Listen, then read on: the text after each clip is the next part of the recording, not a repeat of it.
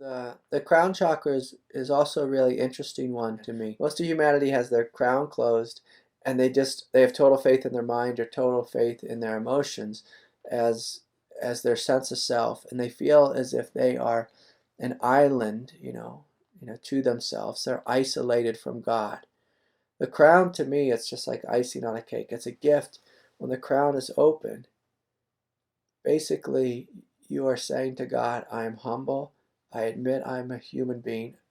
I admit my frailty, my humanity. I admit that you are the intelligence of the universe. You are the love of the universe. And I invite you into me. I invite this grace to pour into me, to upgrade my consciousness, to upgrade my humanity. It's a willingness to be connected to be held by, to be embraced by that which is greater. That which is greater. So would you say anyone who's had a spiritual opening, anybody who knows or feels within themselves that they're the divine human, would that mean that their crown has that opening? It'd have to be on an individual basis, because sometimes, as I'll see some. I call him like a good Buddhist, just like there's a good Christian. I mean that in a condescending way. So the good Buddhist is, they have total faith in their will and their ability to awaken themselves. That's a huge shadow. That's a huge shadow. They say that God doesn't exist, and they in a sense have like an atheistic type of nature, or nihilistic type of nature. Whereas when your crown is open, you start to become overwhelmed by grace, overwhelmed by light, overwhelmed by love. And so again, it's like the icing on the cake. It's you're opening to all these kingdoms of divinity. And that's different than simply opening to your true nature. So your true nature, in a sense, it's always already perfect, just as it is. And so all of us are divine beings here on planet Earth. And we can open to vast, spacious emptiness.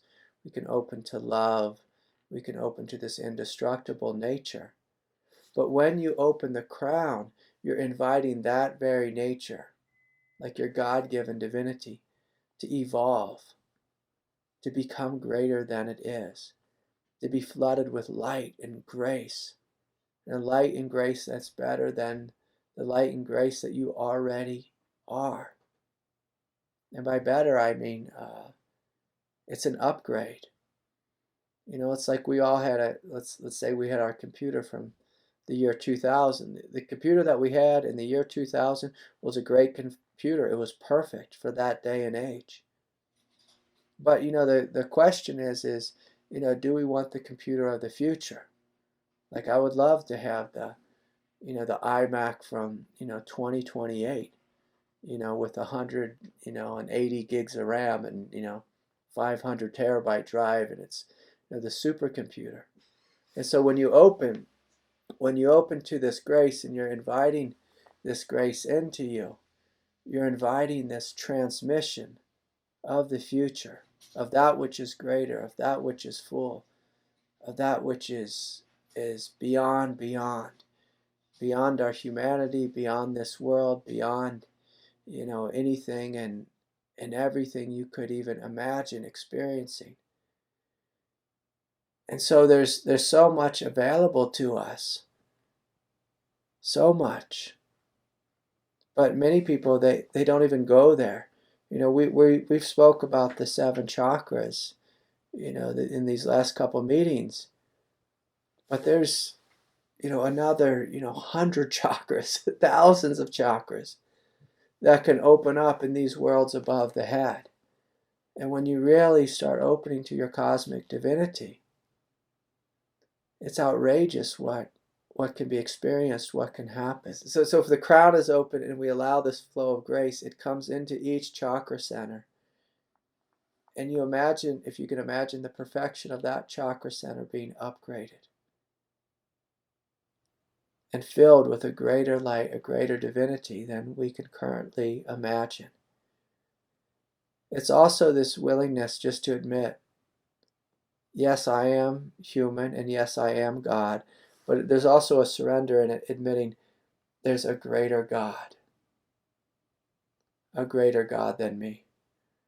Because sometimes we can become arrogant on the path when we wake up to true nature. And we think that I am God the creator, I'm the king of my universe, I can manifest whatever I want. Um, Whatever it is, people get really arrogant. They get, all puffed up and full of air. But when this chakra center is open, in any moment, God can take your breath away and show you something greater. And there's many days when I'll just be, walk down the street, or I'll be sitting on the couch, and God will just drop me into a state of samadhi, or bring some new realm of existence. And it literally takes my breath away. Oftentimes leaves me unfunctionable. My wife will come and she'll look at me, she'll be like, "Oh geez, he's in one of those states again."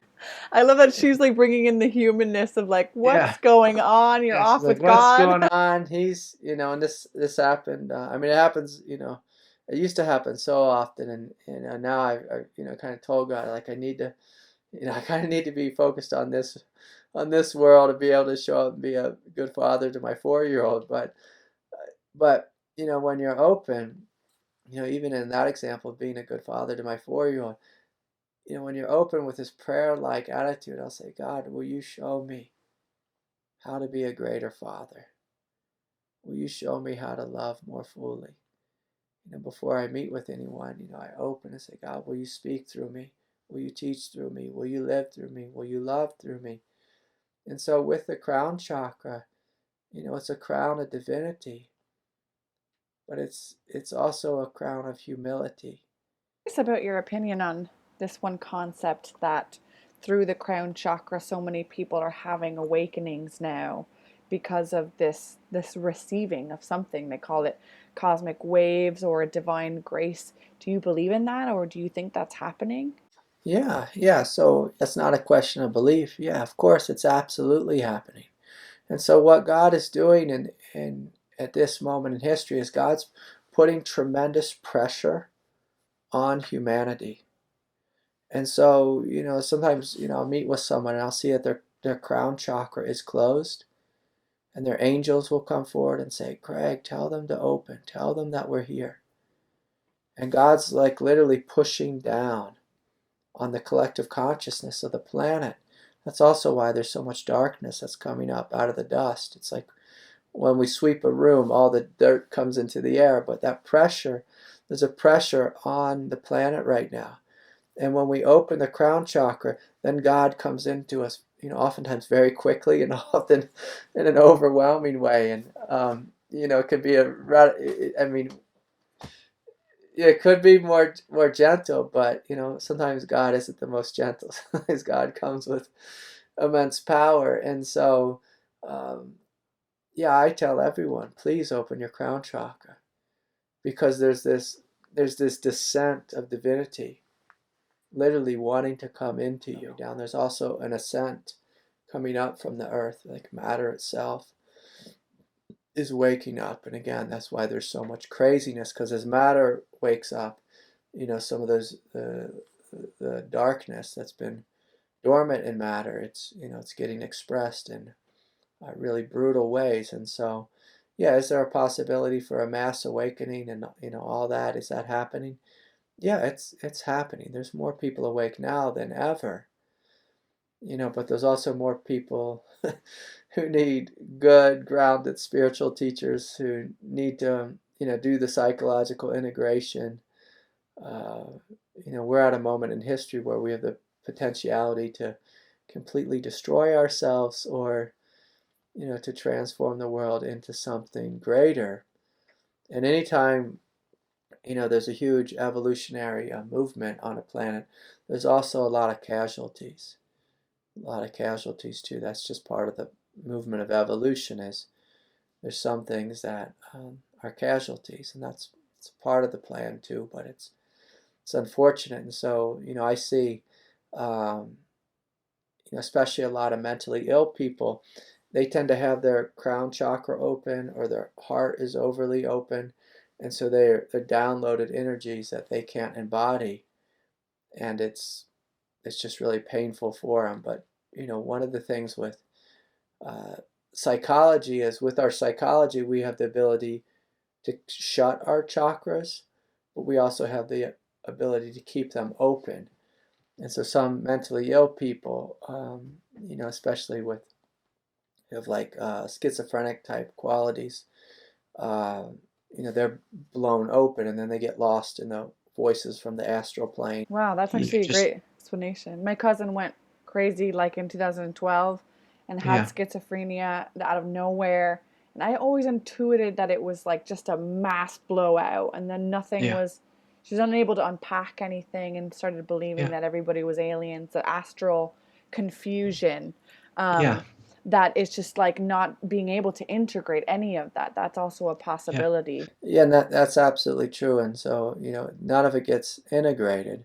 And we get lost in the cities and the visions and this and that, and not, we're not allowing ourselves, or we're not connected with the vast, spacious emptiness. And so, one of the beautiful things is, say, when we are connected with vast, spacious emptiness, when we, have a sense of love in our heart and that rootedness in the belly, when this power comes into us, it comes through a clear conduit, and it's able to integrate much more quickly and efficiently. But, when the crown chakra is open, and if our mind is really active, or if we have a huge shadow or emotional turmoil, and the divinity comes into us, it will tend to speed up the thoughts, speed up the emotions, and create a healing crisis. And within a healing crisis, in theory, we learn to self-soothe, take good care of ourselves, love ourselves, let go of the thoughts, meet our emotions with love. And as we do this, the emotions and the thoughts clear out, and then the divinity is able to fully move through our consciousness and integrate in a healthy way. And so, one of the things I don't think I mentioned with each of the chakra centers is that when the chakra centers awaken, or this divinity comes down from above, or if it comes up from below, or comes up through Kundalini, uh, it's shining a brilliant light on the truth of the chakra center, but also the confusion, the chaos, the shadow, the things that are covering the chakra center. So everything is brought into the light. And so that's why, like what you're describing, when some people, when they awaken, they just get overwhelmed.